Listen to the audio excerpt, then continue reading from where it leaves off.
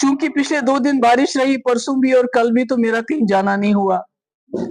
सड़कों पे काफी आवाजाही का कोई चांस नहीं था, तो आज मैं गई, कई जगहों पे जाने का मौका मिला, वहां लोगों से भी बात हुई, तो बड़ा दिल दहल जाता है। एक तो इतनी सारी मौतें हुई जिसमें हमारे, खासकर हमारे यात्री, चाहे हमारी वैष्णो देवी जी के वहां काफी लोगों की मौत हुई।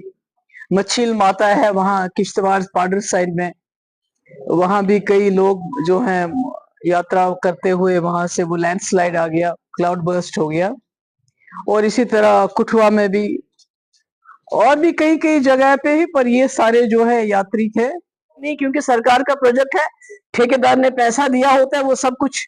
कश्मीर के करेबास पे हमला, जम्मू की पहाड़ियां, हमारे पास तो कुछ नहीं है, सब ठेकेदारों के पास है। जो जहां चाहे ठेकेदार उसको खोद के जितना चाहे वो उसमें से मिट्टी सब निकाल सकता है, कोई नहीं है। चुनाव वैली देखिए, इस वक्त मौत का कुआं बन गई है, वहां देखिए कितनी बर्बादी हो गई है, कोई पूरी तबाही हुई है। मुझे नहीं लगता है आने वाले 10-15 साल के बाद वो जगह रहने के काबिल भी रहेगी। टूरिज्म और रिलीजियस टूरिज्म, इसको ठीक है, टूरिज्म बहुत अच्छी बात है, रिलीजियस टूरिज्म बहुत अच्छी बात है, पर उसको रेगुलेट करने की जरूरत है। कि ये नहीं कि लाखों लोग आए एक दिन में, तो ताकि आपकी वाहवाही हो जाए। मैं भी गई हूँ वैष्णो देवी, मैंने भी बहुत देर हमने सोचा, उसके बाद पहाड़ी चढ़े चले और अच्छा लगा। आज आप चाहते हैं कि करके सब लोग पहुंच जाए, इतनी सड़कें बनाए कि जो 4 घंटे का सफर है उसको आप आधे घंटे में तय करें, 1 घंटे में तय करें। और ये करते करते आप वातावरण के साथ इतनी बर्बादी, इतनी तबाही कर रहे हैं जिसका कोई हिसाब ही नहीं है। तो इसलिए मेरी गुजारिश है अपने जम्मू के लोगों से, उन्होंने इस बार देखा जो हमने 2014 में कश्मीर में देखा, हमने आज जम्मू को भी देखना पड़ा कि हम लोग, खासकर जवान जो यूथ है, वो जाग जाए।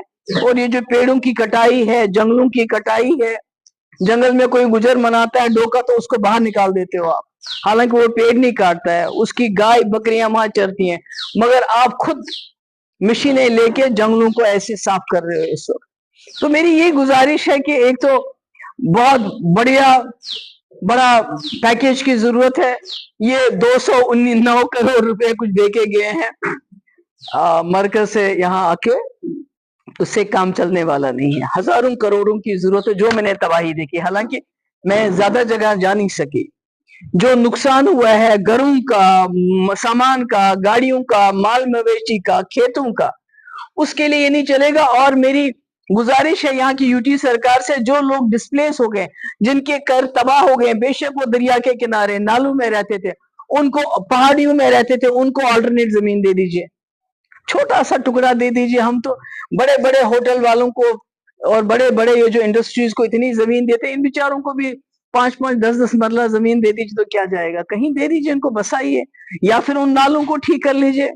और कोई पैकेज होना चाहिए। मैं तो कोई अर्थशास्त्री नहीं हूं, मैं नहीं बता सकती कि कितना बड़ा पैकेज होना चाहिए, ताकि जो घर जिनके टूटे हैं, जिनके घर तबाह हो गए हैं, वो दोबारा घर बना सके।